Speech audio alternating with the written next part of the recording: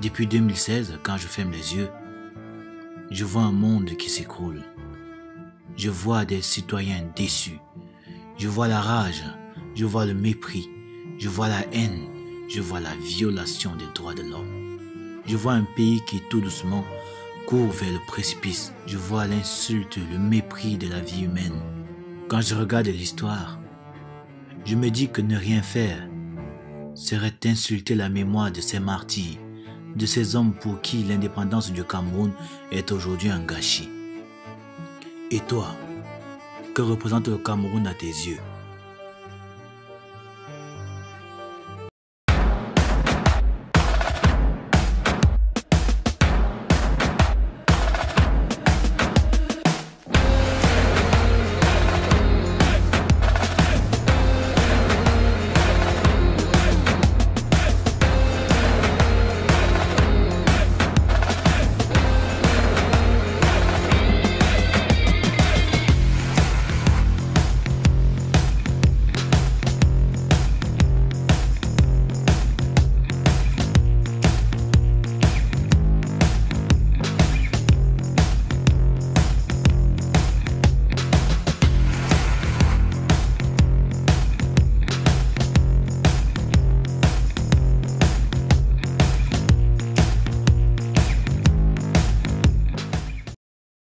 Personne ne nous prenait au sérieux quand on a commencé. Et on a dit on va parler aux Camerounais. Pourquoi croyez-vous qu'on nous empêche de parler aux Camerounais aujourd'hui? Mon pays, monsieur le président, est compliqué. Pathétique, vous ces bêtis et Kangla. Et vous ne faites pas la fierté. C'est pour ça que vous donnez les armes aux autres même d'insulter les bêtis. Vous donnez les armes, mais moi personnellement, personne ne va insulter les bêtis. Personne ne va manquer de respect aux écans. Tu manques de respect aux écans, je sors, je fouille. Et quand je fouille, je te liquide carrément. Parce que ce que nous on veut maintenant, c'est qu'eux ils appellent Mia pour pleurer à la négociation. C'est ce dont pourquoi on nous forme maintenant. Pour tuer uniquement, comme je vous dis mes frères. Le tout, si vous allez entendre les nouvelles, attendons pas sur le terrain du 23. Du 23, je crois qu'on a 3 mois sur le terrain. Pendant les 3 mois là, vous allez entendre, le sang va couler, je vous assure que même le sang innocent. Il fait un peu faire que quelqu'un passe même sur ma côté de toi, ta tête les nerfs, tu ouvres le feu sur lui. Là, c'est l'autorisation que nous avons reçue. Le Yaoundé nous appartient. Vous n'allez plus faire tout ce que vous voulez à Yaoundé. Et moi, je vais activer tous mes réseaux maintenant. Jusqu'ici, je suis resté tranquille. Jusqu'ici, je suis resté tranquille. Je dis ceci, je vais activer tous mes réseaux. Vous n'allez plus. Je dis bien ceci, vous n'allez plus faire la loi.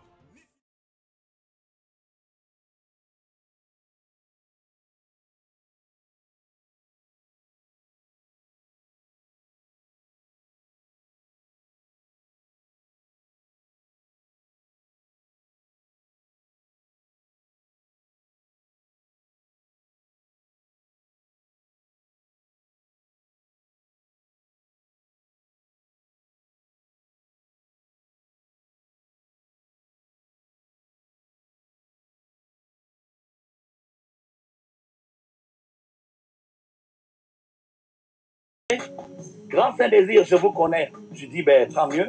Qu'est-ce qui vous arrive? S'il vous plaît, on vient de me voler mon porte-monnaie. On vient de me voler votre porte-monnaie. Il dit oui. Bon, ok. Il vous faut quoi? Il y avait combien dans le porte-monnaie? Il m'a dit 5 000 francs. Je lui ai dit, je vous donnerai 5 000 francs. Elle m'a dit, non, ça, c'est pas trop mon souci. Parce que je viens acheter du poisson que je dois aller revendre. Donc, j'ai quand même mis de l'argent dans mon soutien. Mais ce qui me dérange, c'est que je n'ai pas ma carte d'identité, elle était dans le porte-monnaie qu'on a volé. Et je ne sais pas comment je vais faire. Je lui ai dit, ben, écoutez, moi j'ai une moto. Comme vous êtes aussi avec une moto, suivez-moi. On s'est suivi et on est arrivé au niveau du contrôle. Et c'est ce qu'elle redoutait. Elle est arrivée au niveau du contrôle et les gendarmes lui ont dit, mais madame, oui, votre carte d'identité. Elle a dit, ben, écoutez, on vient de me voler mon porte-monnaie. Et avec mon porte-monnaie, ma carte d'identité. J'ai dit aux gendarmes, ben, effectivement, il y a 30 km en arrière, enfin une vingtaine de kilomètres en arrière, je l'ai trouvée en pleurs, elle pleurait qu'on lui a volé sa carte d'identité. Voilà, le gendarme il dit, mais alors vous croyez que vous allez passer comme ça? Je dis, ben écoutez, monsieur l'agent, je me suis porté garant d'aller au commissariat à Kribi pour qu'on lui fasse une attestation de perte de carte d'identité. Oui, mais le gendarme me dit, oui, mais pour l'instant, elle n'a pas de carte d'identité. Je dis, bah oui, elle n'a pas de carte d'identité. Elle me dit, alors, l'infraction, c'est quoi? À votre avis, quand quelqu'un n'a pas de carte d'identité, n'est-ce pas une infraction? Je lui ai dit, bien sûr, monsieur l'agent. Alors, donc, il faudrait qu'elle gère son contrôle. Je dis, ben, gérer le contrôle, ça veut dire quoi? Elle dit, ça ne vous regarde pas, éloignez-vous. Je dis, mais je me suis porté garant, monsieur l'agent, et c'est par rapport à moi qu'elle est là. Vous voulez gérer son contrôle? J'ai dit, mais dites-moi, gérer le contrôle, ça veut dire quoi? Parce que vous savez, ils ont des expressions ici au Cameroun maintenant. Gérer le contrôle. Alors, je dis, gérer le contrôle, c'est quoi? Ça veut dire quoi, gérer le contrôle?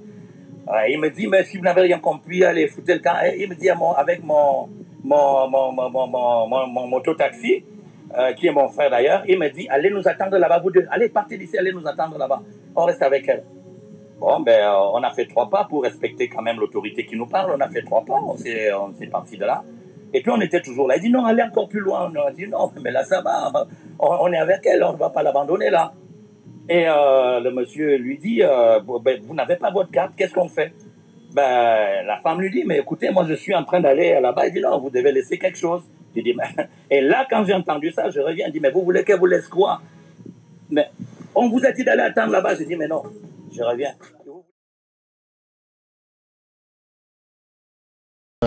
Bonsoir à tout le monde. Bonsoir à tous et à toutes. Je viens ce soir, on est pratiquement à mi-journée. Je viens là parce qu'il y a quelque chose d'assez intéressant que je voudrais discuter avec vous.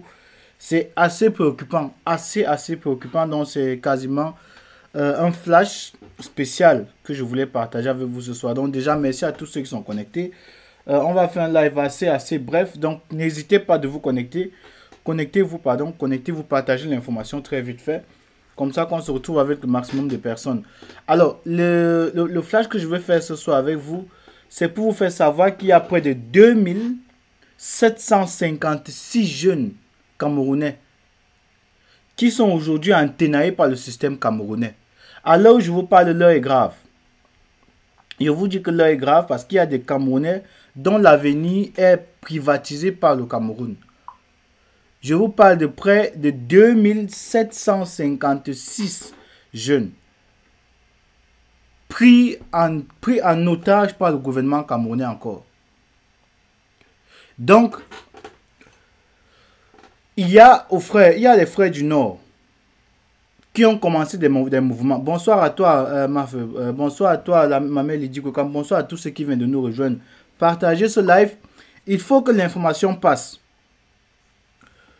Je vous dis que il y a pratiquement 3000 Camerounais déjà qui sont enténaillés par le système camerounais. Les passeports ne sortent plus. Donc, on s'est d'abord plaint parce qu'on pensait même que c'était seulement les visas qui ne passaient plus pour les pays comme l'Allemagne, l'Autriche, la Belgique qui avaient des problèmes. Non, maintenant c'est... Je vous dis, les passeports camerounais ne sont plus produits. Mais un appel maintenant.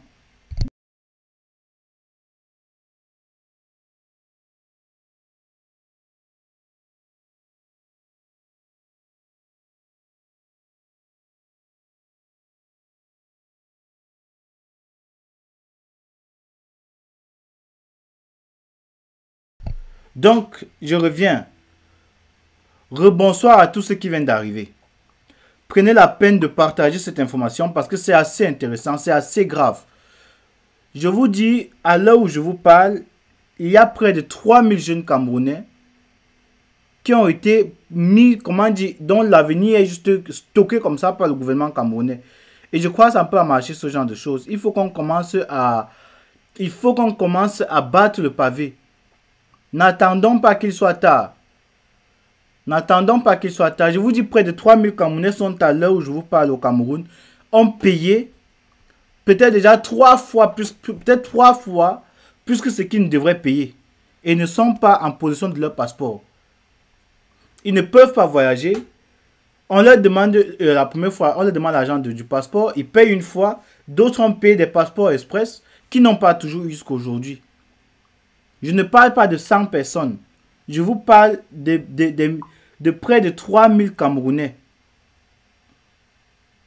Il y a une sortie qui a été faite dernièrement par un monsieur qui faisait partie de cette organisation qui donnait les cartons de passeport au gouvernement camerounais, à l'émigration pour que ceux-ci impriment ça et que les Camerounais puissent avoir les passeports. Le ministre, comment dire, le monsieur de la sécurité de l'immigration qui était en charge de cela avait clairement fait comprendre qu'il n'y aurait plus de problème de passeport. En Allemagne, on fait payer des gens parfois 2 fois, 3 fois plus que ce qu'il ne faut payer pour le passeport. Le délai pour avoir un passeport, c'est maximum de 2-3 mois. Mais il y a des gens qui se retrouvent parfois en train d'attendre 6 mois, 1 an sans avoir leur passeport. Ils vivent récépissé sur récépissé, récépissé sur récépissé. Est-ce que c'est la nouvelle stratégie que le gouvernement camerounais prend pour contraindre les Camerounais qui sont dans la diaspora à ne plus avoir de travail?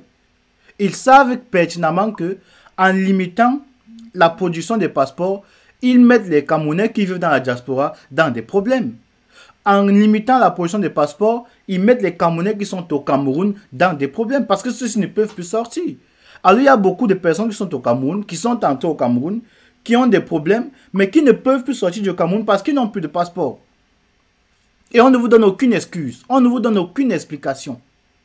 Je dis aucune.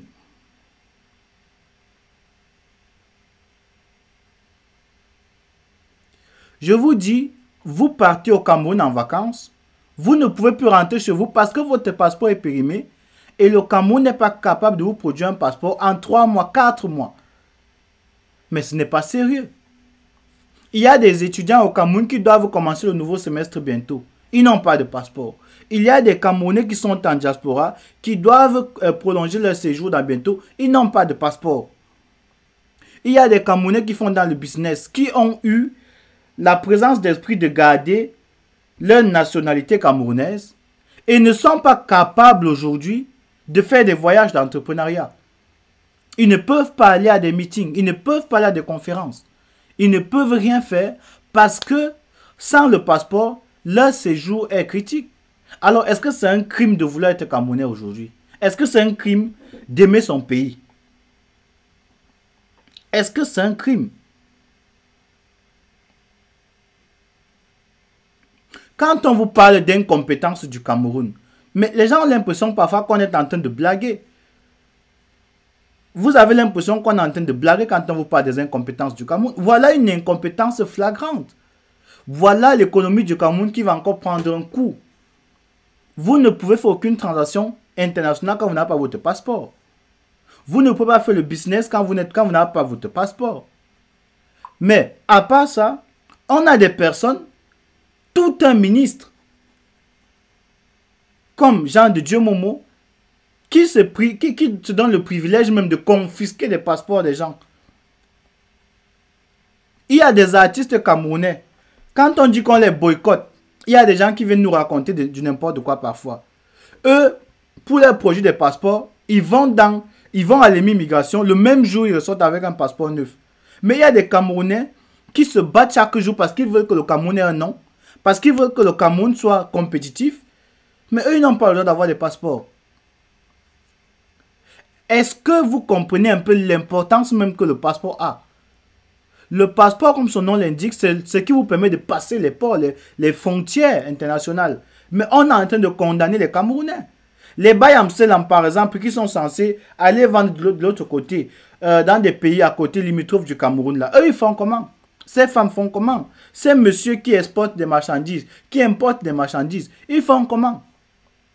Vous voyez à quel point, quand on vous fait comprendre que le gouvernement camerounais n'est même pas conscient du mal qu'il fait aux Camerounais. Il y a quelques jours, on vous faisait brûler des femmes avec leurs bébés en Gabu. Avant ça, c'est des femmes et leurs enfants dans le dos sur lesquels on tirait à l'extrême nord. Maintenant, on se retrouve encore avec le même gouvernement qui est en train de génocider toute une partie du Cameroun, le nord, le Nozo, ce qu'on appelle le nord-ouest et le sud-ouest Cameroun. Tout l'ouest camerounais, tout l'est du Cameroun, pour ceux qui ne le savent pas, c'est totalement militarisé. Il y a des agents du BI qui sont en tenue civile, qui sont partout dans l'ouest. Parce qu'ils sont en train de sécuriser les frontières, ils se disent que les gars de l'Amazonie peuvent sortir à tout moment. Donc il faut maintenant infiltrer la population. Ce que vous avez connu en 1990, qu'on appelait le gouvernement opérationnel, oui, le commandement opérationnel, a été mis sur pied déjà depuis. On ne s'en rend même pas compte. Je dis l'Ouest Cameroun, c'est plein de soldats de Yaoundé, de Douala, qui sont là en civil. Ils sont dans les hôtels, ils sont dans les auberges. Ils guettent les mouvements de tout le monde parce que la psychose est partout. La psychose est partout. En dépit de ça, ils veulent encore ils veulent obliger les Camerounais à ne plus sortir, à ne plus entrer au Cameroun. C'est pour ça qu'on limite les passeports. On est en train de faire l'embargo sur la liberté de voyager des Camerounais. On a pris le peuple camerounais en otage. Et je vais donc vous dire pourquoi est-ce que Paul Biya s'engage dans cette manœuvre.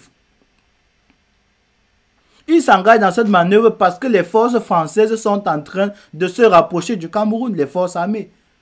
Voilà l'information que je vous donne. Et Paul Biya, conscient de ça, c'est qu'il est en train d'être enténaillé. Et pour se garantir, il veut faire des Camerounais des boucliers humains.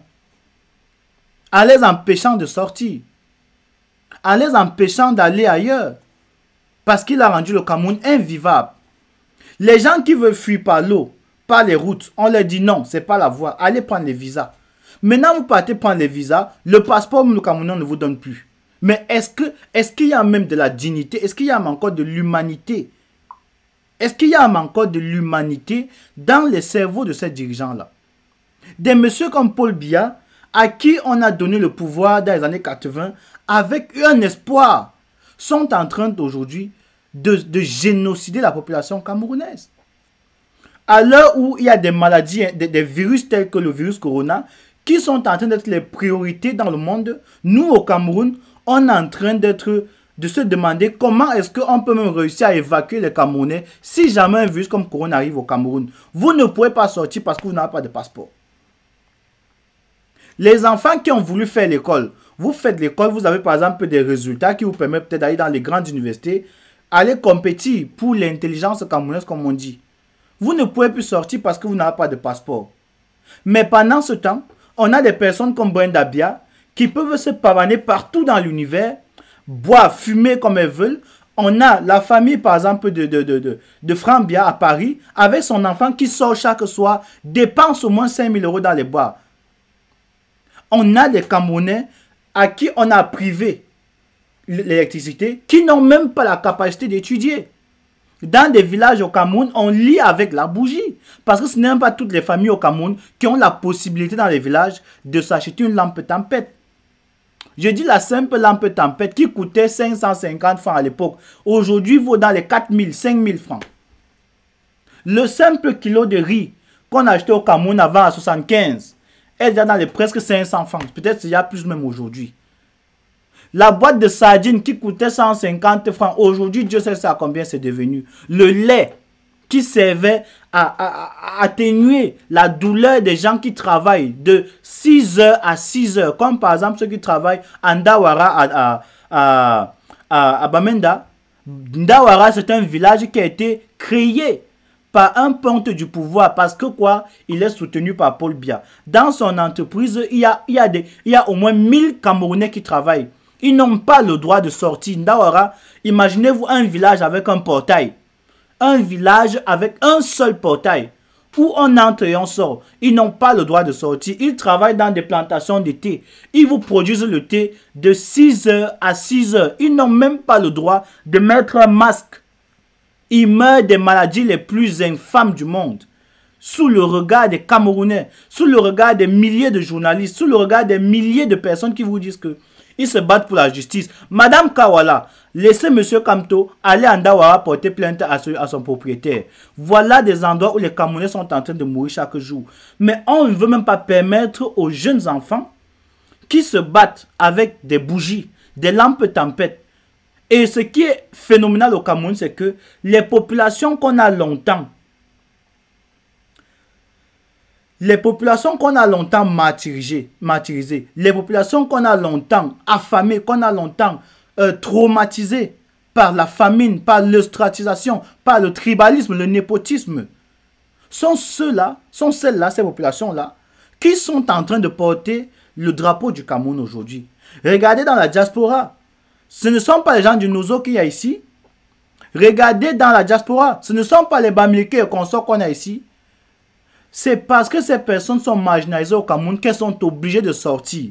Et on a l'impression au Cameroun que plus tes parents sont riches, plus tu es opulent, plus tu as de l'argent, plus idiots tes enfants sont. Il n'y a qu'à voir la première personne, le premier Camerounais, comme on dit souvent, Paul Biya. Regardez ce que ses enfants sont. Du premier au dernier. Je ne parle même pas du politica qu'il a comme notre fils là. Je ne parle même pas de lui. Je ne parle pas de tous ces ministres. Regardez comment ils sont. Regardez le ministre de l'Éducation supérieure. Ils ne sont même pas capables de faire figure de foi. Les pauvres Camerounais qui se battent, les pauvres mères qui sont Bayam Selam, qui vont à Mokolo, vendent la tomate, vendent les arachides, vendent le haricot, n'importe quoi qu'elles ont sous la main. Juste parce qu'elles veulent assurer à leurs enfants un lendemain meilleur, n'arrivent même plus, même quand elles ont de l'argent, à faire sortir leurs enfants de ce cauchemar que le Cameroun est devenu. On fait les élections, vous n'avez pas le droit de voter. On vote à votre place. Les gens qui sont morts sont en train de se relever pour aller faire les votes, pour aller voter. On fait le boycott électoral, on impose le vote aux gens. Les jeunes de la diaspora n'ont plus le droit de venir au Cameroun.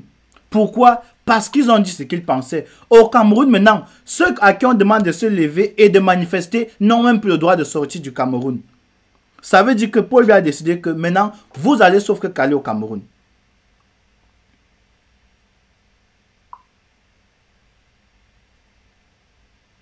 On ne comprend pas ce qui se passe avec le Cameroun. On ne comprend plus ce qui se passe avec le Cameroun.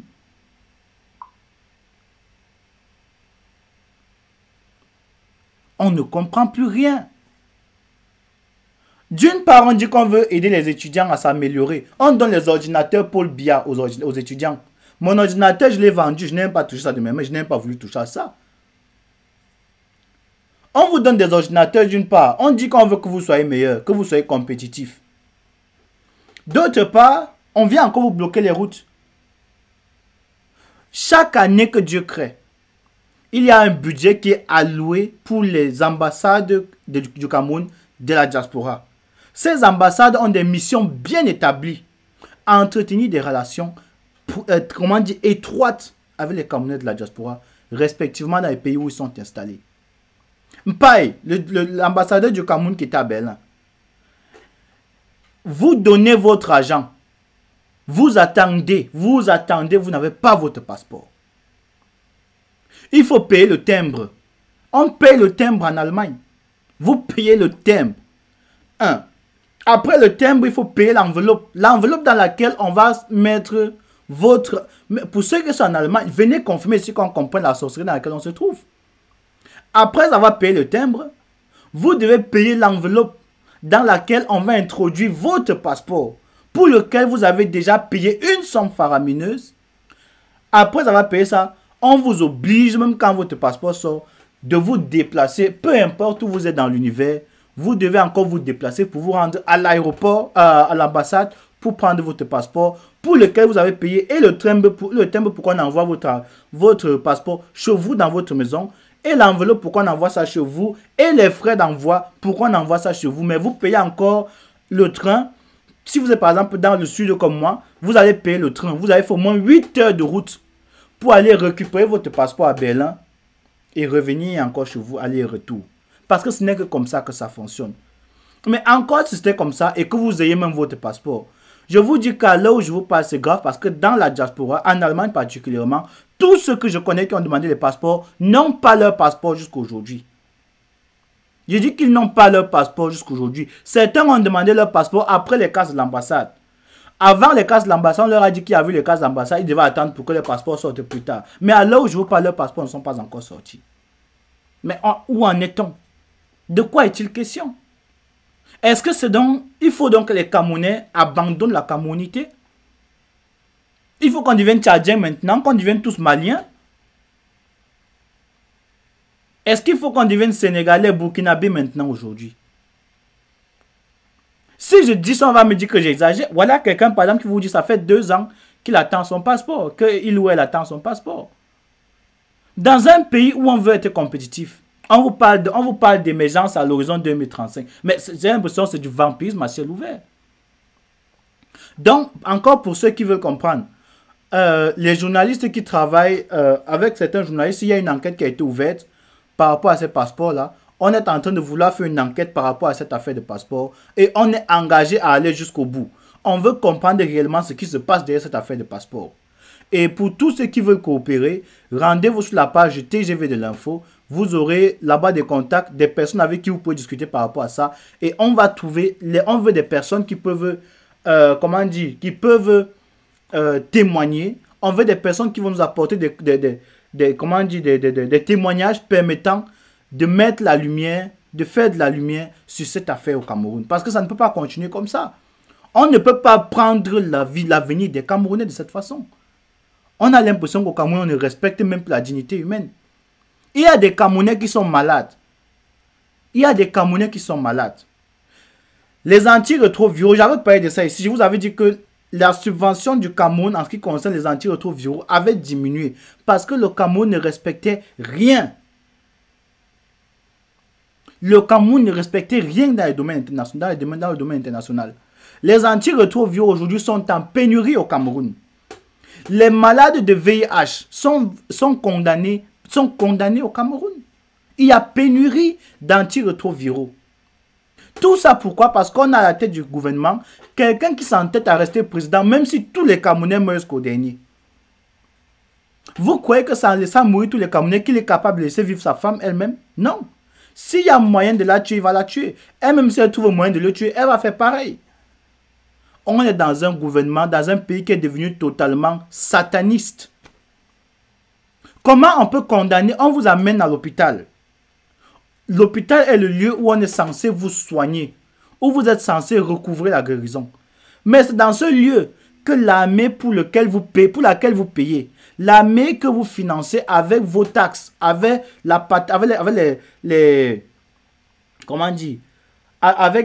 l'impôt libératoire pour les commerçants, tout ce groupe, les patentes et tout, c'est cette armée qui finit encore par venir brûler les hôpitaux, brûler les écoles dans lesquelles vos enfants doivent fréquenter. Mais on parle de quel Cameroun? Le mal est profond, mes frères. Le mal est profond. Si franchement, mes frères du Cameroun, parce que c'est à vous que je parle, si franchement vous attendez que ce professeur Moïse Kamto qui se lève maintenant, va dans les rues et commence à dire, je ne sais pas si vous attendez que Jésus revienne. Parce que j'ai l'impression qu'on ne comprend plus ce que c'est que Dieu. On vous ouvre les yeux. Chaque jour qui passe, il n'y a pas moins de 100 personnes qui meurent au Cameroun. Les gens meurent parce que les hôpitaux ne fonctionnent pas. Les femmes meurent parce qu'elles partent donner la vie à leurs enfants, parce qu'on ne prend pas soin d'elles. Les gens meurent parce qu'il n'y a même pas de défibrillateur au Cameroun. Les gens meurent parce qu'ils sont tombés victimes de crise cardiaque. L'hôpital n'est même pas censé d'assurer les premiers massages cardio. Mais on est dans quel pays? Vous avez des Camerounais parce qu'ils sont arrivés en France. Quand ils rentrent au Cameroun, ils ont fait 2 jours en France. Mais quand ils rentrent au Cameroun, leur vie a changé. Ils commencent à vous parler avec les...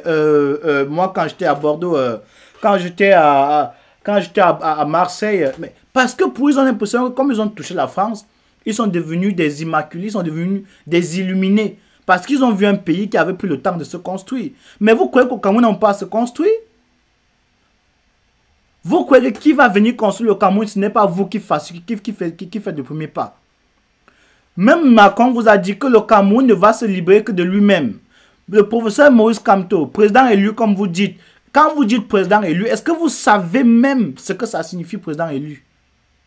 Quand on dit professeur Moïse Kamto, président élu, ça veut dire que le professeur Moïse Kamto est celui qui a été choisi. Par qui? Par vous. Mais si vous l'avez choisi, est-ce que l'ayant choisi est resté chez vous, croiser les mains, vous croyez que tout va se faire seul? Non. Le professeur Moïse Kamto n'est pas un antivirus qu'on va installer dans le système de dans le cerveau des Camerounais. Prenez conscience de votre vie.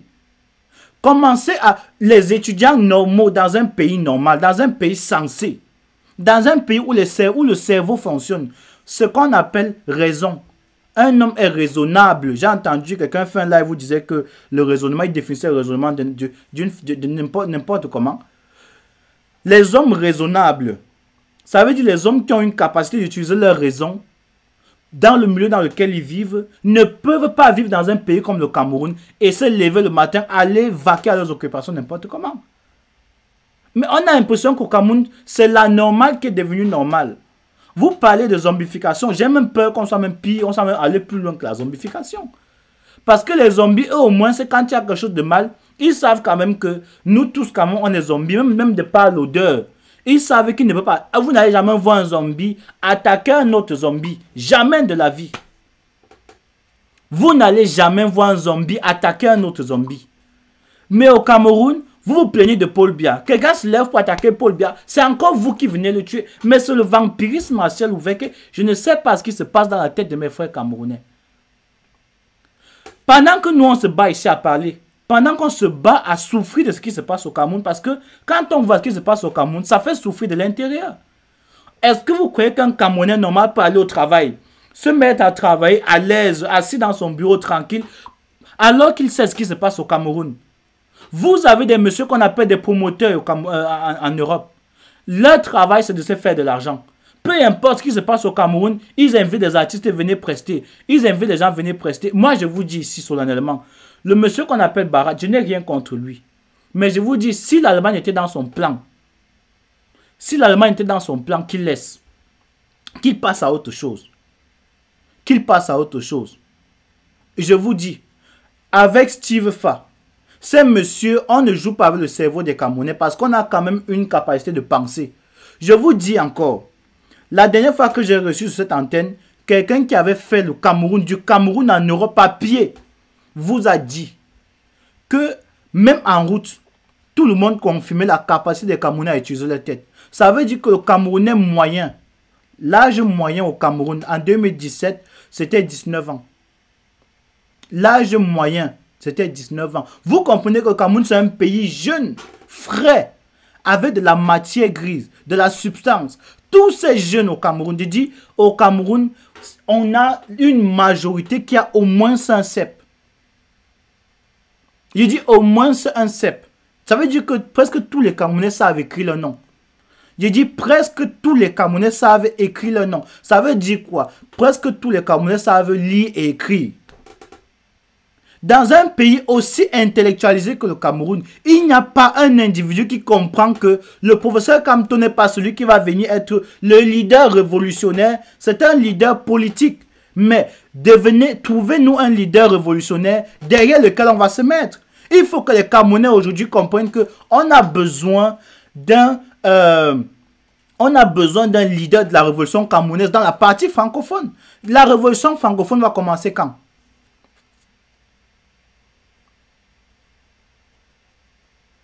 La révolution francophone va commencer quand? Tous les jours, vous parlez des grands révolutionnaires anglophones qui sont dans les champs aujourd'hui, qui se battent jour et nuit contre les forces satrapiques de Paul Biya. Vous attendez quoi? Que ces forces-là se libèrent de Paul Biya et qu'elles viennent vous tendre la main pour vous dire merci, faisons une fédération? Mais non! Parce que quand on tue les 12 000 personnes-là qui sont mortes jusqu'à aujourd'hui, c'est leur père, c'est leur mère, c'est leur soeur, c'est leur tante, c'est leurs femmes, c'est leurs enfants. Vous croyez que demain, ils ne vont pas se rappeler que pendant qu'on les tuait tous, vous n'avez rien fait? Vous croyez que demain, les Ambazoniens ne vont pas se rendre compte que pendant qu'on a tué 12 millions de leurs frères, de leurs soeurs, de leurs femmes, de leurs enfants, vous étiez là à regarder? À aller à la poste vendre les concours qui ne servent à rien, à aller dans les universités apprendre ce que c'est que comment la France est bien. Vous croyez que pendant qu'on va tuer les anglophones, ils vont se battre matin, midi, soir, ils meurent de faim, ils sont dans les forêts, ils n'ont pas d'eau, ils n'ont pas à manger, ils se battent comme les maquisards se battaient quand la France venait au Cameroun pour prendre le Cameroun, pour mettre le Cameroun à genoux. Vous étiez là, à l'époque vous regardiez, il y a des livres. Des livres et des livres et des livres qui racontent ça, même chez les Européens. Même chez les Européens. Regardez les ouvrages. C'est pas écrit en français, c'est écrit en Allemagne. C'est écrit en allemand.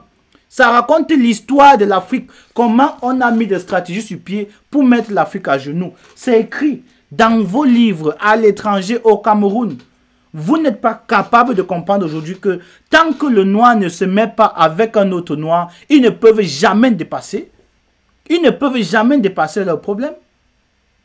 Dans cette même Afrique, des personnes comme Patrice Lumumba ont vu le mal, se sont levés, ont voulu parler. Ce ne sont pas les Blancs qui les ont tués. C'est encore vos propres mains qui les ont tués.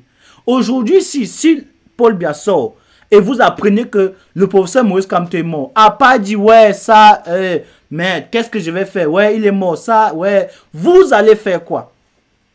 Vous allez faire quoi? On l'a mis en prison. Il est sorti avant les élections. Il vous a dit que je m'en vais aux élections, je m'en vais gagner. Soutenez-moi, j'ai besoin de vos voix. C'est vous qui allez me donner la victoire. Vous avez voté le professeur Kamto. Il a dit que défendons nos voix. Vous avez défendu vos voix? Non. C'est la diaspora camerounaise qui a commencé à battre le pavé pour qu'on reconnaisse au moins ce qui se passe au Cameroun. Avant ça, Facebook ne servait qu'à poster les photos des fesses et des bars. Voilà ce qu'on voyait sur Facebook. Facebook était célèbre à partir de mars, à partir de février, à partir de décembre, parce que c'était l'instant où les Camerounais prenaient pour montrer leur bien-vivre. Au Cameroun, quand on est quelqu'un de grand, il faut aller à Essos, il faut aller à la rue de la Joie, il faut aller à Bonamou Sadi, demander qu'on salisse la table avec les bières, appeler toutes les femmes que vous avez pour montrer à quel point vous vous sentez bien. Mais j'ai l'impression que dans notre cerveau, on est totalement perdu. Je me demande parfois si le combat qu'on mène aujourd'hui a même un sens. C'est comme si vous entrez dans un poulailler, vous essayez de sauver des poulets qui ne comprennent pas. Parce que le poulet, même quand tu vas pour l'enlever dans un piège dans lequel il est tombé, il saute encore dans tous les sens. C'est comme ça que le Camerounais se comporte. Vous lui tendez la main, c'est l'arme qui vous met dans la tête. Vous lui tournez le dos sur le poignard qui vous met. Mais finalement, on vous veut quoi? Si vous hébergez un Camerounais chez vous, c'est avec votre femme qui va sortir. Si vous invitez un Camerounais chez vous, c'est avec votre canapé qui va sortir. Mais finalement, on a l'impression que vous êtes perdu. Il faut qu'à un moment donné, le peuple camerounais soit capable même de mériter cette révolution. Et c'est pour ça que je me bats chaque jour. C'est pour ça que je me plains parfois de certaines choses qui ne fonctionnent pas. Parce que même si on donne le Cameroun aujourd'hui à ces Camerounais-là, qui est capable demain de créer ce qu'on appellera la prochaine opposition du Cameroun? C'est Cabral Libi qui va être la prochaine opposition du Cameroun. Qu'est-ce qu'il va proposer aux Camerounais? Si les mêmes Camerounais qui se battent pour que le Cameroun devienne meilleur ne sont pas capables d'abandonner tous ces feignants de l'opposition et se mettre derrière la seule et vraie opposition pour qu'au Cameroun, on ait vraiment une transition, mais demain, ils vont tourner le dos de la même façon au professeur Maurice Kamto. Ne soyez pas surpris que demain, c'est les mêmes gens qui sont dans le MSC qui se retournent encore pour faire que le MSC implose. Ne soyez pas surpris que les mêmes gens qui sont avec nous dans cette révolution aujourd'hui, demain soient les mêmes personnes qui vont devenir même les opposants du professeur Maurice Kamto. Je vous le dis, mais je dis qu'ils se reconnaissent entre eux, dans leur ventre le savent. Il y a beaucoup qui ont engagé cette révolution, pas parce qu'ils voulaient qu'on libère le Cameroun, parce qu'ils ont vu qu'il y avait des jeunes Camerounais dynamiques qui avaient pris les réseaux sociaux, avaient fait le travail qu'ils n'ont jamais pu faire. Ils ont fui, sont cachés dans les partis politiques comme le MSC parce qu'ils avaient vu la trajectoire du professeur Maurice Kamto. Et quand le professeur Maurice Kamto va prendre le pouvoir, c'est où vous allez voir qu'il y a beaucoup d'agneaux qui ne sont pas des agneaux, qui sont des loups, des charognards de la pire espèce. Ils sont au Cameroun. On se bat pour eux matin, midi, soir. Les gens perdent leur vie, les gens perdent leur argent, les gens perdent leur famille, mais les gars sont tranquilles dans le plus beau des mondes. Mais comment est-ce qu'ils vont mériter cette révolution? Vous croyez que quand le professeur Kamto va prendre le pouvoir, c'est nous, la diaspora, qui allons quitter, aller s'installer au Cameroun et eux, ils vont sortir? C'est ça qui est vrai, mes frères. La diaspora camerounaise aujourd'hui va retourner au Cameroun. C'est ça qui est la vérité. Ne croyez pas que les gars comme Kamola Panthère, El Chenou et tous ces gars vont rester en Europe. Non. S'ils étaient fiers de rester en Europe, ils ne seraient pas ici à se battre pour que le Cameroun soit meilleur. Non. Ils se battent pour que le Cameroun soit meilleur parce qu'ils savent que le Cameroun peut être meilleur. Mais est-ce que le Camerounais qui est dans le Cameroun peut être meilleur? Est-ce que le Camerounais qui vit dans le Cameroun peut être meilleur? Dans un pays où on est censé être des chrétiens, vous avez des grands évangélistes, vous avez des professeurs ici, des docteurs ici, n'importe quoi. Quel est le discours ecclésiastique, le discours d'un prêtre aujourd'hui qui est capable d'entrer dans l'histoire? Les États-Unis aujourd'hui sont célèbres parce qu'on a eu des prélats, bon j'ai failli dire prélats, des pasteurs, comme Martin Luther. L'Allemagne aujourd'hui est célèbre parce qu'elle a eu aussi son Luther. Ce que vous appelez les évangélistes et tout ça, il faut comprendre qu'il y a un moment donné de l'histoire où si vous êtes journaliste, si vous êtes pasteur, si vous êtes prêtre, vous êtes obligé d'entrer ce qu'on appelle vous devez entrer dans ce qu'on appelle l'engagement. Il y a des journalistes avec qui je parle qui me disent qu'ils sont des grands journalistes. Ils ne sont pas capables de comprendre que le journalisme a aussi une partie qu'on appelle le journalisme engagé. C'est ça qui est vrai. Arrêtez de dire que vous êtes objectif. Abandonnez ces histoires-là. C'est n'importe quoi. On ne peut pas être objectif quand on a des centaines, quand on a des milliers de Camerounais qui meurent. On est à 12 000 morts. Dans la partie anglophone, ça fait 2 semaines, 3 semaines. On est rendu aujourd'hui en masse. Combien de femmes sont mortes aujourd'hui parce qu'elles sont parties accoucher? Combien d'enfants sont morts parce qu'il n'y a pas eu de défibrillateur pour eux? Combien d'enfants meurent sur les terrains de football parce qu'on ne peut pas les réanimer? Combien de Camerounais meurent sur les routes?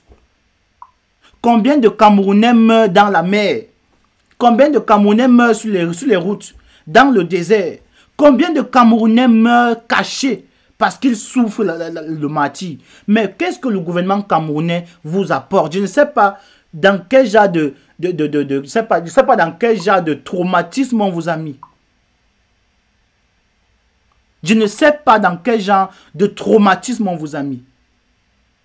Vous réussissez à voir des gens. J'ai suivi un direct aujourd'hui d'un monsieur qu'on appelle Narcisse Baga. Et excusez-moi de dire ça. Je vous ai dit, moi je mène un combat vrai et j'assume ce que je dis. Un monsieur comme Narcisse Baga qui disait qu'il était un directeur de production. Donc, en tant que directeur de production, ça veut dire que c'est quelqu'un qui est capable de produire des magazines qu'il vend. Et un monsieur comme celui-là n'est pas capable de produire déjà l'union des Camerounais au sein de la société de la diaspora.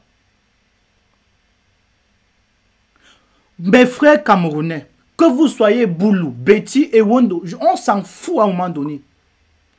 On s'en fout à un moment donné.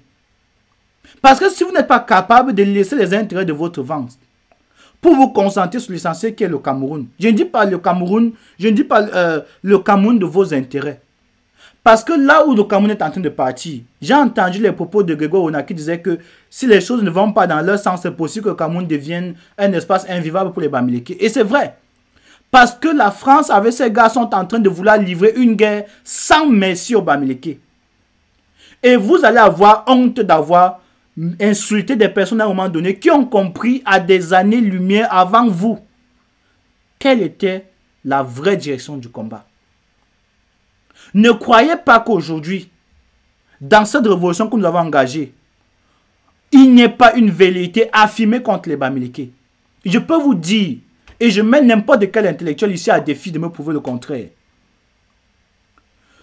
Au Cameroun, depuis les élections présidentielles passées de 2018, les gens qui sont morts sont les Bamileke et les anglophones. Allez me dire le contraire, démontrez-moi le contraire ici. Démontrez-moi le contraire. Je dis que depuis 2018 que nous avons engagé les élections présidentielles, les gens qui ont perdu le plus de membres de leur famille sont les anglophones et les Bamileke. C'est aussi simple que ça. Alors, si on n'est pas capable de comprendre qu'avec 12 000 morts du côté anglophone, avec les morts qu'on a du côté Bamileke qu'on n'a pas encore répertorié, et je vous rappelle encore, ce n'est pas moi qui le dis, c'est encore quelqu'un de leur camp qui est en train d'expliquer ce que c'est que la fronde anglo-Bamileke. Ça veut dire quoi? La fronde anglo-Bamileke, ça veut dire qu'il y a un lien entre les anglophones et les Bamileke, et dans la tête de ces génocidaires, c'est les mêmes gens. Ça veut dire qu'en tuant un anglophone, on fait du mal aussi aux Bamileke. Et les Bamileke eux-mêmes ne sont pas capables de comprendre que quand on tue les anglophones là, après les anglophones, c'est eux qu'on va tuer. Je vous dis de sources sûres, je ne doute pas de mes sources. Dans la partie ouest du Cameroun aujourd'hui, de Fondiomekwe jusqu'à Banjala, jusqu'aux frontières du littoral, il y a des militaires du BI qui sont en civil. On les paye les hôtels, on les paye les auberges. Ils sont là dans les call box. Ils sont les taximens, ils sont des motocyclistes. Parce qu'ils sont en train de pister les Camerounais. Parce qu'ils sont en train de pister les Camerounais. Et c'est une honteuse. Donnez-moi une seconde, s'il vous plaît.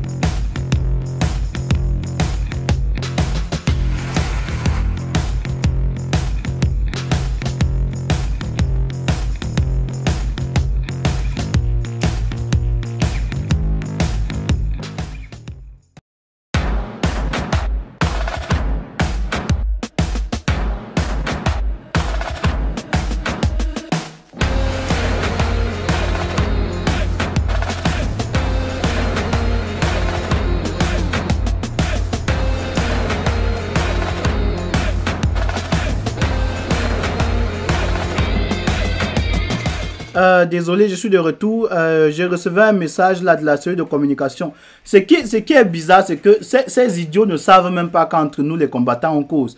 Alors, c'est qui? C'est Aïssi Solange. Hein? Avant de te bloquer, je vais te dire, je connais le nom de ton frère, ton chef frère là, il s'appelle quoi? Bilongo, non? C'est Bilongo. Je connais comment tu passes les soirées à Rosa Avenue. Donc, je vais te bloquer et... Voilà, il fallait que tu saches. Il fallait que tu saches. La Zacher veut ta mort. C'est clair, non? C'est clair. On a tellement à Zacher qu'on a des enfants. C'est clair, c'est évident. Donc, donnez-moi une seconde que je bloque cette Aïssi-là. Je vous en prie. Aïssi. Elle ne commente plus. C'est un peu chaud parce que j'ai besoin de voir son nom pour la bloquer. Voilà, merci. Pour tu viens faire tes directs à la con pour pleurer. Ah. Voilà, supprimez d'abord le commentaire. Là, tu ne peux plus commenter. Ah, ici, merci encore. Merci d'avoir passé un bon temps avec nous. Hein? On n'a pas besoin de vampires spirituels ici. Des vampires spirituels. Donnez-moi une seconde, pardon. Voilà. Bloqué. Mayiki Solange. Voilà. Je suis de la police, je vais vous mettre à l'aise. C'était ton dernier commentaire. Désolé, je crois que c'était ton dernier commentaire, ça. Voilà. On a fini. J'étais en train de dire ceci.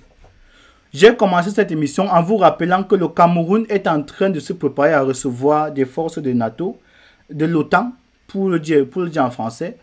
Et c'est une évidence évidente aujourd'hui que Paul Biya a perdu.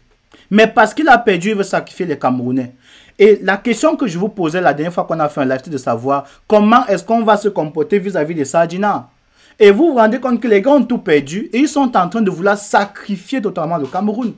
Ils sont prêts à ce que le Cameroun s'embrase de l'intérieur. Je vais donc passer au deuxième point de ce live. Je vais vous démontrer ici que, en réalité, il n'y a pas de guerre entre ce qu'on appelle les anglophones et les Bamileke. Vous avez vu à un certain moment, on disait que un certain général de l'Ambazonie s'attaquait aux anglophones, aux Bamileke. Il disait que si les Bamileke ne prennent pas en partie la partie anglophone, ils vont commencer à manifester des vérités contre les Bamileke. C'est du faux, faussement faussé. Je vais vous dire pourquoi. Parce que le gouvernement camerounais, avec à sa tête Paul Biya, je vous ai démontré déjà dans plusieurs lives que, en réalité, on ne peut pas dire que la partie anglophone est la partie sécessionniste. Non.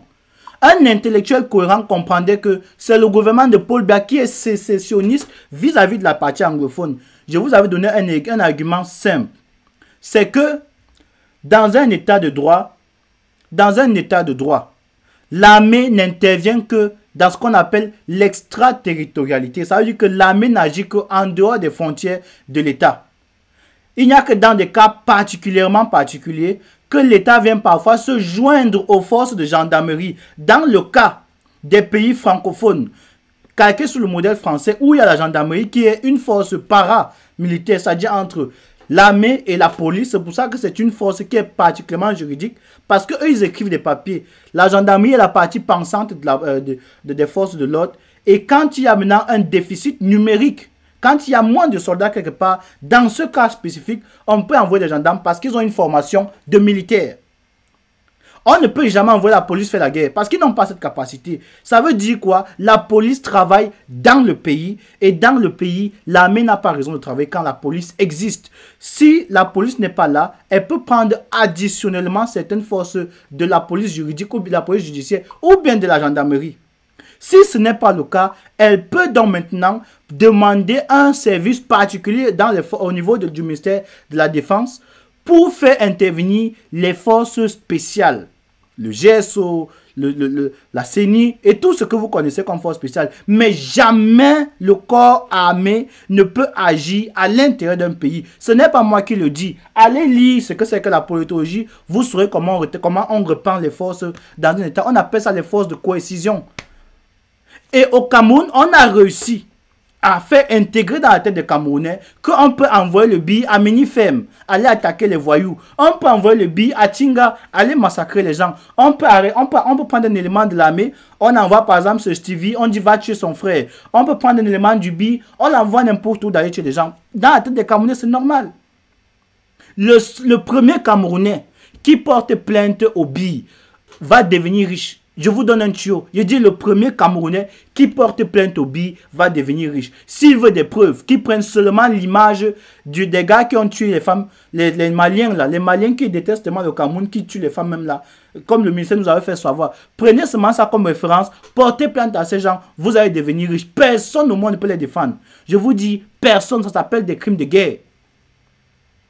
Maintenant, dans la partie du Nozo, le gouvernement camerounais, en envoyant l'armée dans le Nozo, démontre clairement que le Nozo n'appartient pas au Cameroun. Ça veut dire que c'est une demande de sécession. C'est ça. Paul Biya, c'est le seul et unique sécessionniste du Cameroun. Allez demander à tous vos pseudo-politologues là. Parce que eux tous ont fait des thèses sur des professeurs politologues d'Europe. Et nous sommes en Europe et malheureusement, on a aussi étudié la politologie. Je vous dis donc, si on se fie par exemple à des textes politologiques, on ne peut pas aujourd'hui dire que ce qui se passe au Cameroun, par exemple, selon Rousseau, selon par exemple Bourdieu, on ne peut pas dire que c'est un contexte politique parce que la partie francophone, le gouvernement central, le gouvernement du pays organisateur, le boulanger, a décidé que le Nozo n'était plus censé travailler pour le Cameroun. Donc la sécession ne vient pas des anglophones, mais les vrais sécessionnistes, c'est le gouvernement de Paul Biya et sa clique.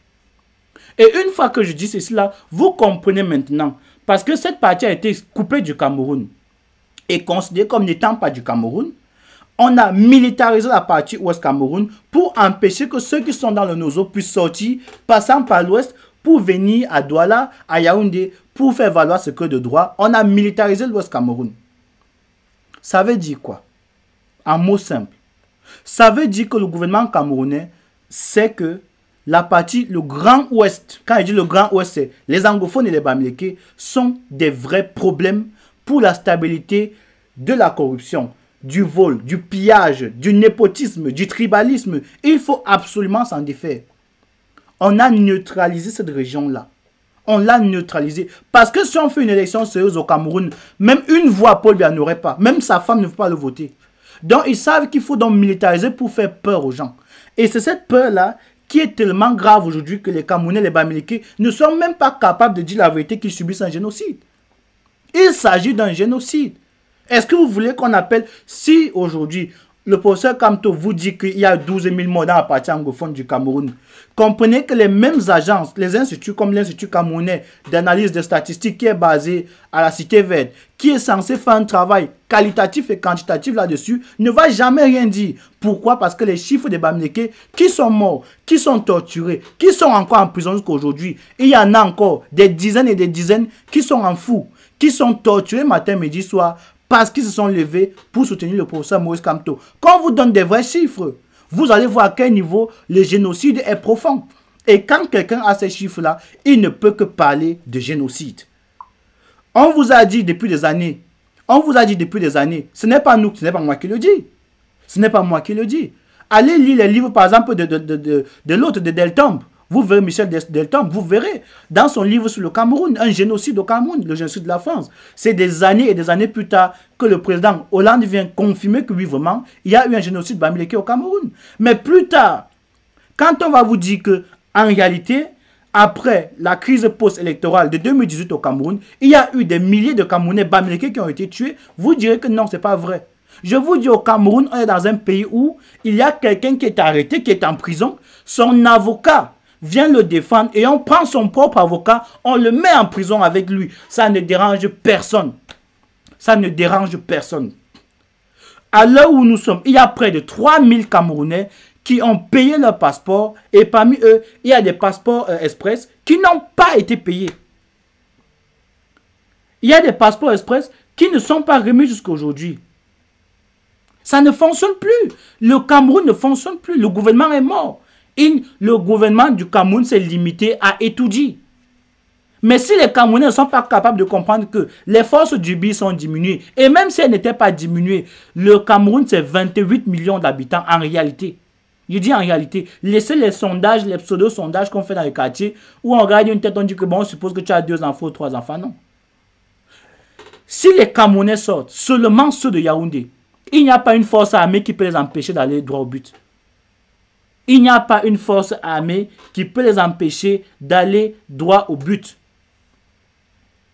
On ne peut pas comprendre que dans un pays comme celui-là, alors qu'on est déjà à la croisée des chemins, Paul Biya est en train de tomber, le gouvernement satrapique de Biya et ces gens sont en train de tomber, que vous ne soyez pas capable maintenant de donner le coup de grâce. Il s'agit d'un coup de grâce.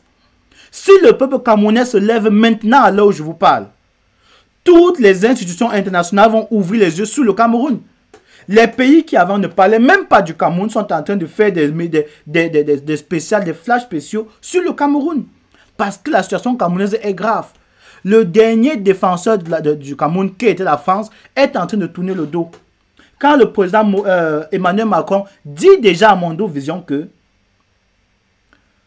si on a libéré le professeur Kamto, c'est parce qu'on a mis la pression, c'est un aveu d'impuissance. Parce qu'il s'avoue perdant. Il sait que dans la lutte qu'il a voulu opposer au professeur Maurice Kamto, le professeur Maurice Kamto a gagné parce qu'il a eu la victoire par le nombre.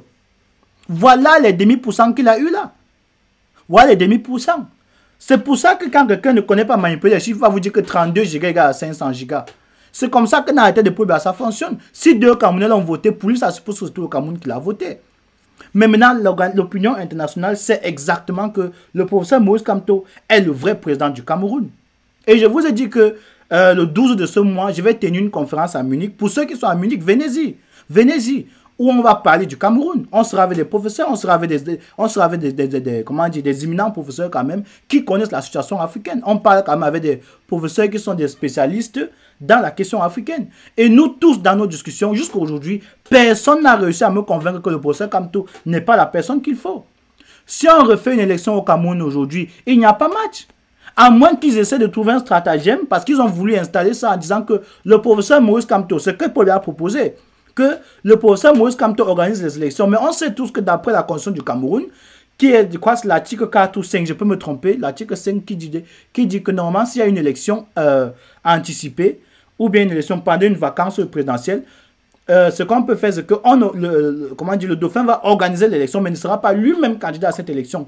Mais je rappelle que là-bas, il s'agit d'un cas patent qui concerne Nyat Difendi, qui était le président, qui est le président du Sénat. Ça veut dire qu'en tant que président du Sénat, il a le pouvoir, la charge d'organiser une élection à laquelle il ne peut pas participer. Et vous croyez vous-même qu'après cette élection-là, quand le professeur Maurice Kamto va gagner à 99,3 contre le reste, qui des Camerounais qui est aujourd'hui incapable de soutenir le professeur Maurice Kamto va devenir Premier ministre? Qui de cette opposition-là, qui n'est pas capable de s'assumer aujourd'hui en tant qu'opposant, va devenir ministre de l'Éducation? Qui de ces opposants qui ne sont pas capables de s'exprimer aujourd'hui, va devenir le ministre, par exemple, en charge des relations internationales? Vous vous rendez compte qu'on est en train de tomber dans un problème grave. Parce qu'il faut savoir voir les vérités avant qu'elles nous tombent comme ça, comme un papin sur la tête. On est en train d'entrer dans un système où le MSC va devenir le seul et unique acteur possible au Cameroun pour relever le Cameroun.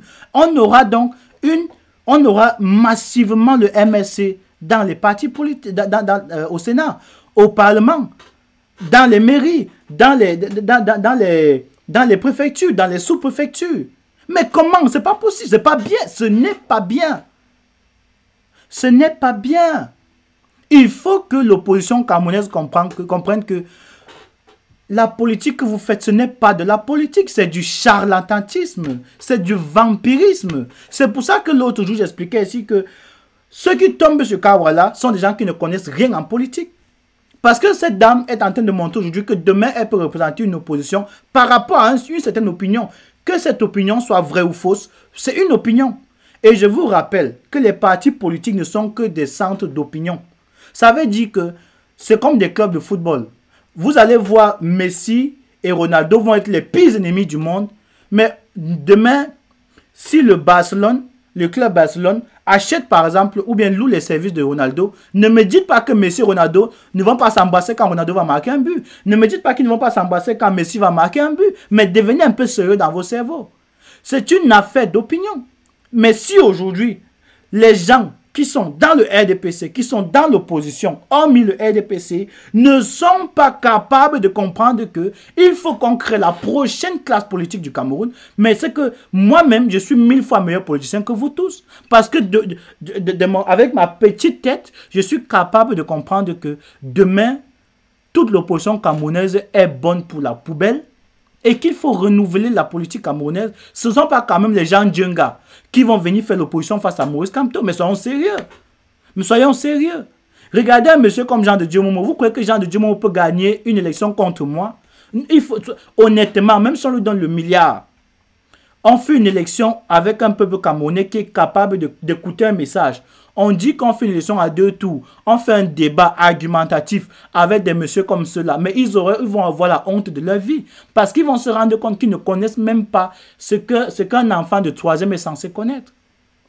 Parce qu'en 3e, parfois, on apprenait à l'époque ce qu'on appelait l'éducation civique. Mais ils ne connaissent même pas l'éducation civique. Déjà que la constitution à laquelle eux-mêmes ils ont signé, ils ont ratifié, ils ne connaissent rien de cela. Parce que pour eux, le Cameroun fonctionne dans l'impunité totale. On ne peut rien me faire parce que je suis ministre. Un ministre qui ose vous dire, en tant que juriste, il vous dit qu'il est avocat international et il se pavane partout pour le raconter. Il vous dit qu'il peut prendre le passeport de quelqu'un à tout moment et le lui remettre à tout moment. Il est en train de dire par ailleurs, il est en train de dire autrement que lui, en tant que ministre de la Justice, est au-dessus de la justice. Est-ce que vous comprenez ce que ça veut dire? Dans un pays comme ça, un monsieur sérieux, je dis un monsieur sérieux portait plainte juste pour ces propos-là. Il gagnait de l'argent. Mais comme les Camerounais ne connaissent pas comment on peut gagner de l'argent légalement, ils vont partir arnaquer les gens. Il faut que nous soyons dans un pays où la tête fonctionne. Il faut qu'on soit dans un pays où les cerveaux fonctionnent. Au Cameroun, on doit rétablir ce qu'on appelle le débat politique. Il faut qu'on puisse être capable de discuter des problèmes phares. Il faut qu'on soit capable d'avoir des personnes, par exemple, qui vont venir et ouvrir le débat, discuter sur des choses sérieuses. Parlons des questions, par exemple, comme la question de l'homosexualité. Est-ce que le Cameroun aujourd'hui, qui veut entrer dans la mondialisation, va accepter tout, et même l'homosexualité? Voilà les questions qui sont importantes pour nous et pour les générations à venir. Parlons par exemple de la position de la femme dans notre société. Est-ce que nous allons continuer de marginaliser les femmes? Est-ce qu'on peut penser un jour qu'une femme va devenir présidente au Cameroun? Voilà des questions importantes pour nous et pour nos enfants. Posons-nous les questions par exemple de l'intelligence artificielle. Comment est-ce que nous voulons concevoir le Cameroun? Est-ce qu'on a envie d'un Cameroun où on aura quand même des jeunes qui vont être capables de créer des téléphones portables? Est-ce qu'on va avoir des jeunes qui sont capables de créer quand même des industries au Cameroun? Posons-nous des questions importantes. Parlons par exemple de la nationalisation de nos industries, de nos ressources pétrolières, de nos ressources en or, de nos ressources minérales. Parlons des choses sérieuses. Mais aujourd'hui, on parle de tout, des caleçons, des culottes, des cuirs et des chenilles, mais on ne parle pas de ce qui est important. Parlons de la place de la religion dans la société camerounaise. On est dans une société où on croit plus à ce qu'on appelle aux alamimbu, aux marabouts, aux féticheurs, que à soi-même. On ne croit plus aujourd'hui au Cameroun que quelque chose peut se passer de façon naturelle. On vous dit que si Paul Biya est là, c'est parce qu'il est fort, parce qu'il a zombifié le Cameroun. Levez-vous, vous partez à Etoudi, je vais voir si Paul Biya ne va pas fuir. Levez-vous comme un seul homme. Allez à Etoudi, je vais voir comment Paul Biya et Chantal Biya ne vont pas ramasser leurs pieds à leur cou. Ils vont fuir comme des mal-nés. C'est eux qui vont prendre la route de la Méditerranée pour fuir. Parce qu'aujourd'hui, vous avez une personne qui a une âme qui est en train de mobiliser tout un village, tout un pays. Mais Paul Biya, quelle âme? Il n'a aucune âme. L'armée qui finançait pour que l'armée là vous rende mal à l'aise. L'armée qui finançait, ce que Paul Biya achète en fait chez l'armée, ce n'est pas leurs âmes, c'est la peur que l'armée procure aux Camerounais. Vous voyez les Camerounais, pour peu qu'ils veulent marcher, et ils voient un seul policier avec une arme qui n'est même pas chargée. Ils ont tous peur, ils rentrent chez eux se coucher. Ils rentrent chez eux se coucher. Je vous dis, j'attends encore. Il y a ce qui, le comte Jean-Éric qui dit que mon point sur Kaola ne le convainc pas. Je ne suis pas là pour convaincre les gens. Je ne suis pas vraiment là pour convaincre les gens. Je vous dis ceci. J'attends dans la diaspora-ci que les jeunes Camerounais qui se sont levés pour faire partie Paul Biya comprennent aussi, que vous compreniez aussi que on a besoin d'un leader capable aujourd'hui de partir même au Cameroun, demander des comptes à Paul Biya. Parce que le professeur Maurice Kamto est venu dans la diaspora, lui on l'a écouté. On n'a pas écouté Cabral Libi, on n'a pas écouté l'opposition camerounaise. Il y a besoin d'un jeune, d'un gars de la diaspora qui soit capable de se lever, de mobiliser la diaspora et de dire que je veux comprendre votre point de vue pour aller parler avec ces gens du Cameroun là. Parce qu'on n'a pas de médiation. On est en train de couper la diaspora camerounaise du Cameroun. On empêche les gens d'avoir les passeports. Les visas allemands, vous n'avez plus. Les visas belges, vous n'avez plus. Les visas canadiens, vous n'avez plus. Voilà les visas ceux qui sont en train de réduire. Maintenant, même les passeports de vos pays, on ne vous donne plus. Alors, c'est quoi les droits et les devoirs d'un État? C'est quoi ce qu'on appelle les fonctions régaliennes d'un État? On est dans un État bandit, un État voyou, un État satrapique, reptilien. Je ne sais pas comment la filouterie de cet État laisse les gens indifférents. Vous avez un pays dans lequel un journaliste se lève et dit que le sida est contagieux par le sang, par la salive, ou bien que le sang d'un sidien tombe sur votre peau, vous avez le sida, en pleine émission, on le laisse tranquille. Mais voilà un monsieur qui est déséquilibrement déséquilibré, qu'on laisse comme ça sur les réseaux, mais c'est un danger de la nature. Vous avez un État comme ça, dans lequel un ministre qui est censé, je ne sais pas, bidon-pat, qui vous dit que le président n'informe pas, il dit. Ça veut dire que le président, c'est le petit frère de Dieu. Vous laissez passer. Vous êtes dans un état où quelqu'un va sur les médias et dit que Dieu a condamné, il dit que Dieu a rasé les hommes plusieurs fois et que Paul Biya est même gentil. Vous marchez avec lui, vous dites grand frère et grand président. Mais vous, je ne sais pas où le cerveau des Camerounais se trouve. Voici le moment. On a chauffé le fer. On a battu le fer. On a croisé le fer, comme on dit avec ces gens. Dans la diaspora, le gouvernement camerounais peut tout faire, mais sans se confronter aux vrais Camerounais. Quand ils viennent ici, là, ils rasent les murs. J'ai dit qu'ils rasent les murs. Ils passent comme des souris, passent dans les... comment on dit? Comme ils passent à côté d'un piège. Même à Tangandi sait. Même à Tangandi sait. Il sait quels sont périmètres de liberté. Son espace est réduit, son temps est réduit. Même sa projection est réduite. Il n'a pas de futur. Jean de Dieu Momo n'a pas de futur. Où est-ce qu'ils vont aller? Ils vont aller vivre à Paris. Mais d'ici Paris, c'est 2 ou 3 heures. 5 ou 6 heures. Dépendamment du moyen de voyage que vous prenez. Ils vont aller vivre ou en Belgique, c'est la même chose. On est prêt à voyager chaque jour pour les traquer, pour les nuire. Mais si vous, au Cameroun, vous croyez que le Cameroun nous appartient plus qu'à vous, si vous, au Cameroun, vous croyez que nous, on va venir nettoyer le système, arranger tout pour que vous soyez à l'aise, sans faire un effort, non. Votre Dieu auquel vous croyez a dit, dans vos textes que vous lisez, il te sera toujours fait selon ta foi. Ça veut dire que ce en quoi tu crois détermine ta vie. Il a encore dit dans le même livre que vous appelez la Bible que Aide-toi, le ciel t'aidera. Le ciel vous a aidé. Aidez vous-même. Vous voulez que quoi? Que c'est le tonnerre qui sorte du ciel et que ce tonnerre vienne frapper Paul Biya dans la tête, sur la tête, pour que vous dites que Dieu a agi. Mais libérez-vous. Libérez-vous. Ce n'est pas moi qui le dis, c'est écrit dans les livres que vous lisez. Le pouvoir ne se demande pas, il ne se donne pas. Il s'arrache. Arrachez votre pouvoir. Arrachez votre pays. N'est-ce pas, on dit dans les textes politiques que le pouvoir revient au peuple, non? Mais que ce peuple soit capable de gérer ce pouvoir. Si vous n'êtes pas capable aujourd'hui de reprendre votre pouvoir, mais ce pouvoir ne vous revient pas de droit.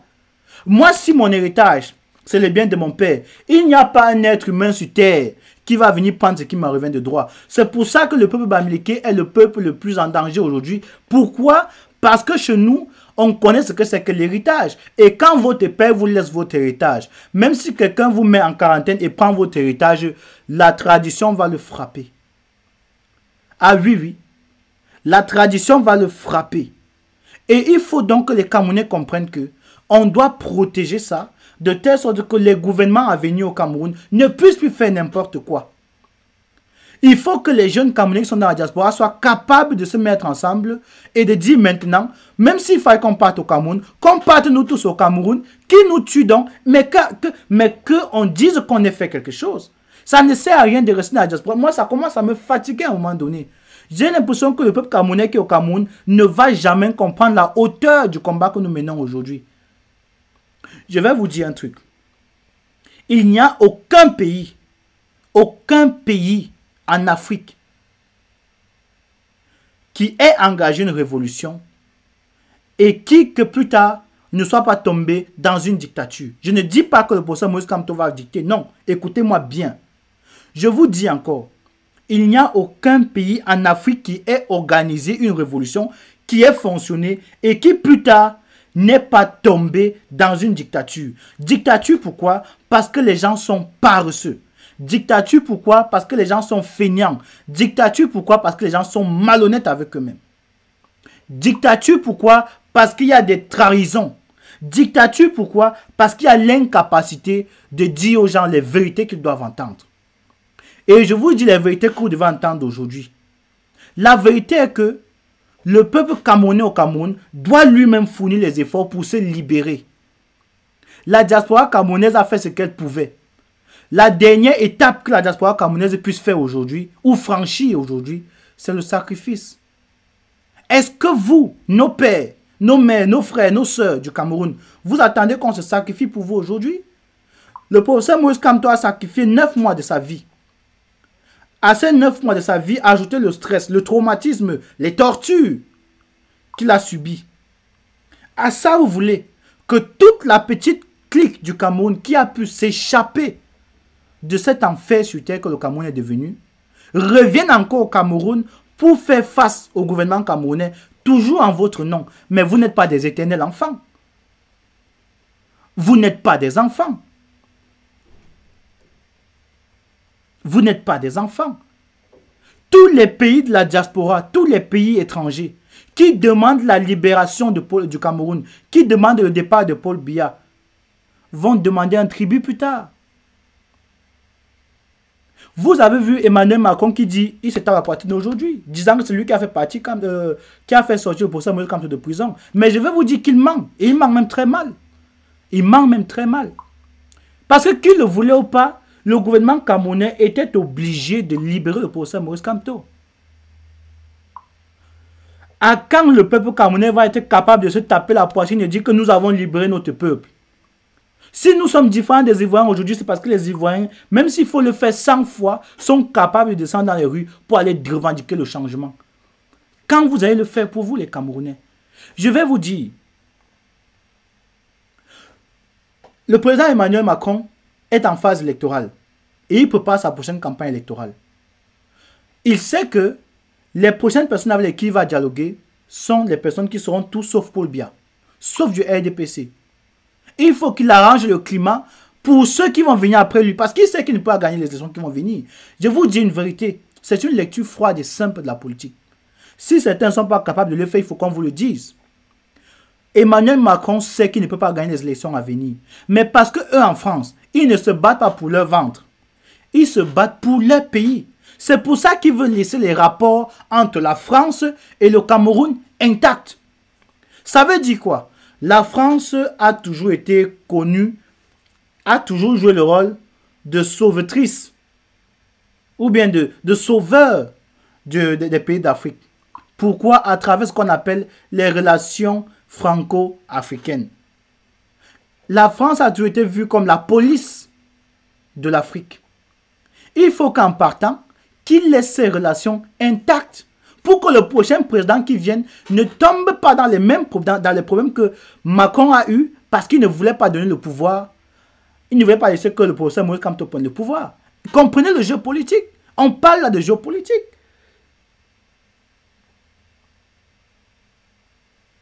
On parle de politique.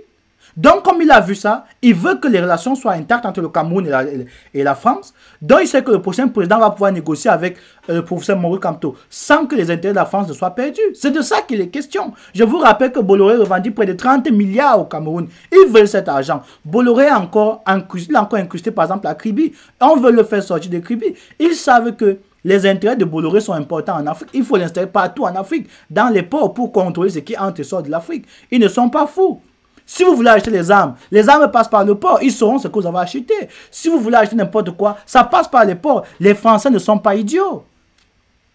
Ils ne sont pas idiots. Mais parce que nous, au Cameroun, on n'est pas capable de laver le sol pour que d'autres personnes viennent marcher. Parce que nous, au Cameroun, on n'est pas capable d'aplanir les montagnes pour que ce soit facile pour les autres. Non.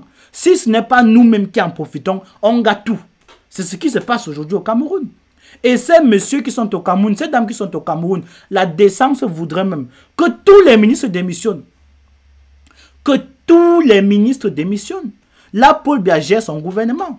Parce qu'il a toujours tout géré. C'est lui qui nomme même jusqu'aux femmes des gens dans les maisons. Mais que maintenant il nomme dans le prochain gouvernement, puisqu'il est en train de préparer d'ailleurs un remaniement ministériel qui va sortir bientôt. Donc voilà comment ça fonctionne. On est dans un pays qui est perdu. Et ça n'offusque personne. Je vous dis, si on ne s'unit pas maintenant et qu'il y a une implosion au Cameroun, ça va mettre des années et des années.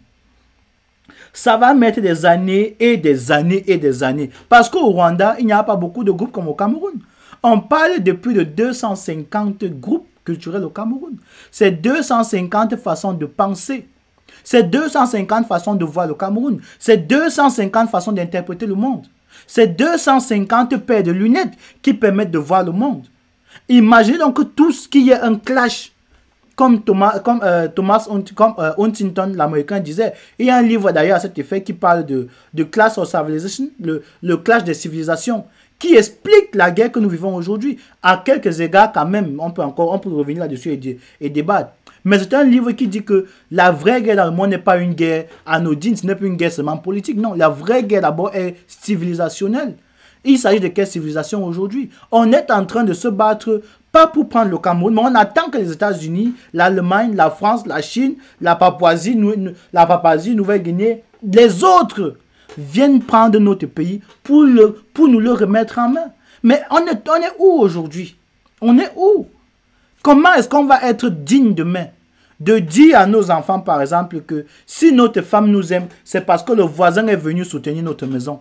Comment on va être digne aujourd'hui de dire à nos enfants que nous sommes leur père et de revendiquer notre autorité quand c'est le voisin qui vient tout taper la main sur la table dans notre maison? Mais où est la décence dans ça? Où est la souveraineté étatique dans ça? Où est la citoyenneté dans ça? Vous voyez que le professeur Moïse Kamto aujourd'hui est en danger, mes frères. Parce qu'on va lui remettre un pays qui en réalité est une bombe prête à exploser. On lui remet une grenade dégoupillée. Quand il va vous dire par exemple que il nomme par exemple pour Premier ministre, il dit par exemple le Premier ministre va être comme ça, disons comme ça hasardeusement, professeur Fogué. Prenons l'exemple, professeur Fogué par exemple, Premier ministre. Le professeur Fogué ne va pas nommer un gars du RDPC comme ministre parce qu'il sait comment il fonctionne. Le professeur Fogué ne va pas aller nommer par exemple un gars de Cabral Libi. Il ne va pas aller nommer Cabral Libi ministre. Il ne va pas aller nommer quelqu'un, par exemple, du parti, du PADEC ministre. Il ne va pas aller nommer quelqu'un. Comprenez ce qui se passe. Le MSC, sans le vouloir, va devenir majoritaire partout. Et là, on ne pourra plus parler de démocratie. Donc, mes frères, il est temps que vous commenciez à comprendre l'aspect politique de la révolution que nous avons engagée en 2018.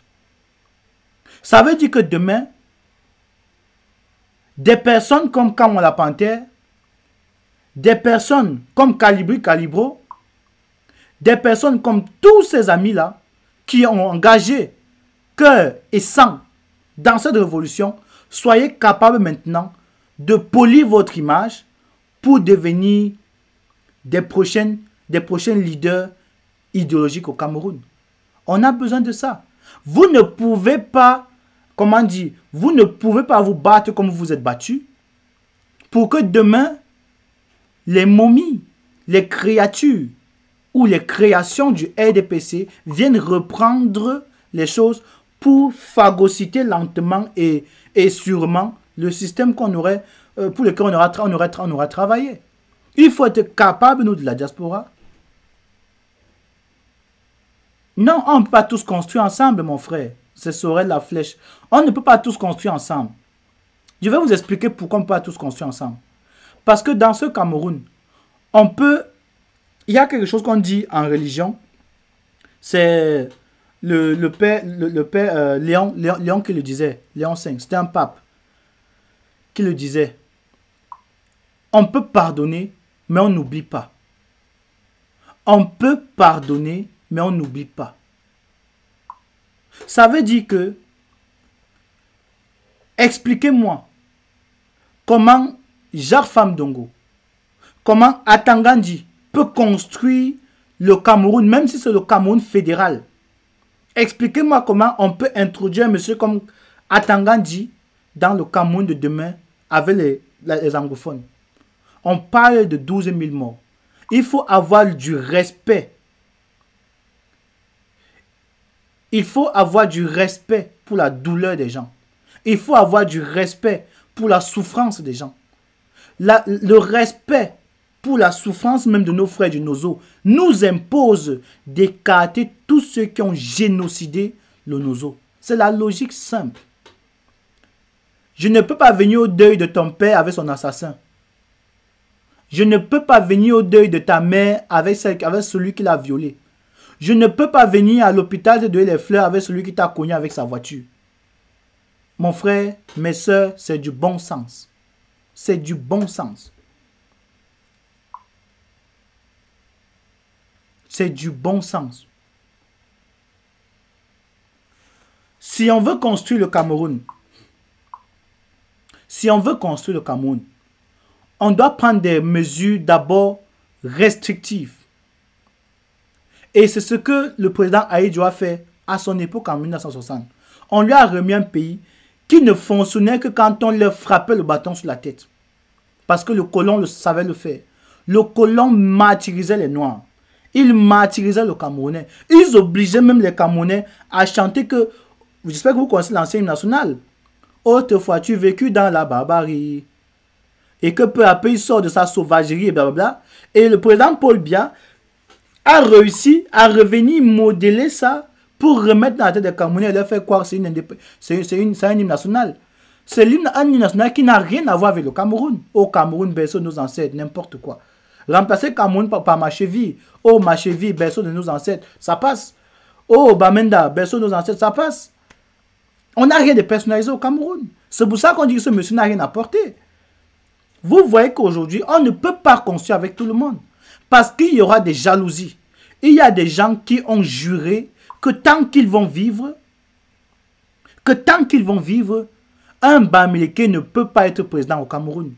Et même s'ils ont perdu le pouvoir, je vous renvoie encore à ce qui s'est passé entre Paul Biya et Ahidjo. Quand Paul Biya a fait son coup d'état sournois et que Ahidjo s'est retrouvé conscient du fait que Paul Biya l'avait entourloupé, il est revenu au Cameroun. Allez voir ce qui s'est passé à Bamenda. Il a voulu reprendre le pouvoir. Il y a eu un même coup d'État manqué. Qu'est-ce qui vous dit que les mêmes gens que vous voulez intégrer dans la politique du domaine du Cameroun ne vont pas lancer un coup d'État contre le professeur Kamto? Paul Biya a pris le pouvoir en quelle année? Le coup d'État a eu lieu à quelle année? Regardez l'écart. Regardez l'écart. Même pas 5 ans. Même pas 5 ans. C'est pour vous dire que quand on fait la politique, il faut savoir prendre des décisions fortes. Et si le Cameroun est un pays dans lequel on fait n'importe quoi aujourd'hui, c'est d'abord parce qu'il y a l'impunité. On est tous Camerounais, je suis d'accord, mais tous les Camerounais ne sont pas appelés à être diplomates. Tous les Camerounais ne sont pas appelés à être ministres. Tous les Camerounais ne sont pas appelés à gérer le destin du nouveau Cameroun que nous voulons. C'est pour ça que jusqu'à aujourd'hui, on n'arrive pas à s'entendre sur qui va gérer le Cameroun. Parce qu'il y a une majorité qui veulent aujourd'hui qu'on... comment dire, en réalité, quoi, qu'est-ce qu'il veut, il veut expliquer ça comment facilement. Il y a un groupe qui veut installer une certaine ouverture d'esprit au Cameroun, une certaine démocratie. Il y a un groupe qui veut qu'il n'y ait plus de corruption, et il y a un groupe qui veut qu'il y ait une certaine transparence dans les affaires, mais il y a un autre groupe qui s'accroche aux anciens démons du Cameroun et qui ne veulent pas sortir. C'est exactement une phase d'exorcisation. On est dans une séance d'exorcisme où le démon ne veut pas sortir. Il y a des Camerounais au pays qui se plaignent chaque jour que le pays est mauvais. Il faut voir par rapport au nombre de demandes de visa. Ils veulent tout sortir, mais ils ne sont pas capables de se lever et de dire que oui, vraiment, trop c'est trop, on veut que Paul Biya parte. Mais ils ne savent pas que qui ne dit rien consent. Qui ne dit rien consent. Et la diaspora dit ce qu'elle veut. La diaspora s'est exprimée. Donc, mes frères, c'était mon message d'aujourd'hui. Le peuple camerounais du Cameroun doit se lever. Le peuple de la diaspora doit comprendre qu'on a maintenant besoin d'un leader dans la zone francophone pour commencer la révolution francophone. Donc voilà, c'était ma sortie d'aujourd'hui. Je dis merci à tous ceux qui ont pris le temps de me suivre. Je dis merci à ceux qui ont fait des commentaires. S'il y a un appel ou 2 appels, je peux prendre les appels maintenant sur WhatsApp. Le numéro de téléphone va s'afficher là, en bas de votre écran. Vous pouvez donc appeler pour ceux qui ont mon numéro. Pour ceux qui n'ont pas, je vais le poster. Vous pouvez appeler via WhatsApp. C'est le même numéro que vous connaissez. Donc, voilà le numéro de téléphone. Pour ceux qui veulent appeler, voilà, l'appel est lancé. Vous pouvez le faire. En attendant, je fais tourner une petite vidéo en boucle là. Et on lance tout à l'heure.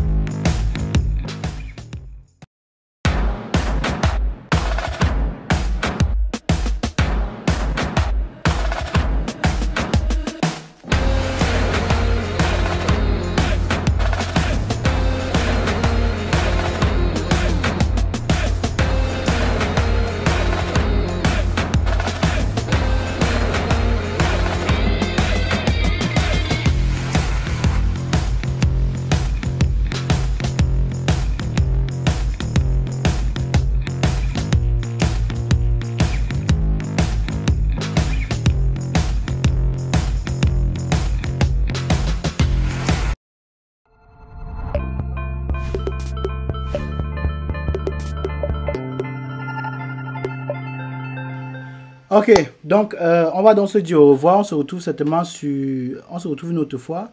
Donc merci d'avoir suivi le direct. Et j'espère que ceux qui vont venir après, vous savez que la vidéo intégrale sera disponible sur ma page YouTube.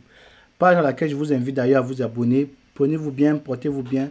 Merci encore pour vos interventions. Le Cameroun qui gagne, c'est l'heure de la réconciliation, c'est l'heure du travail. Donc, ciao.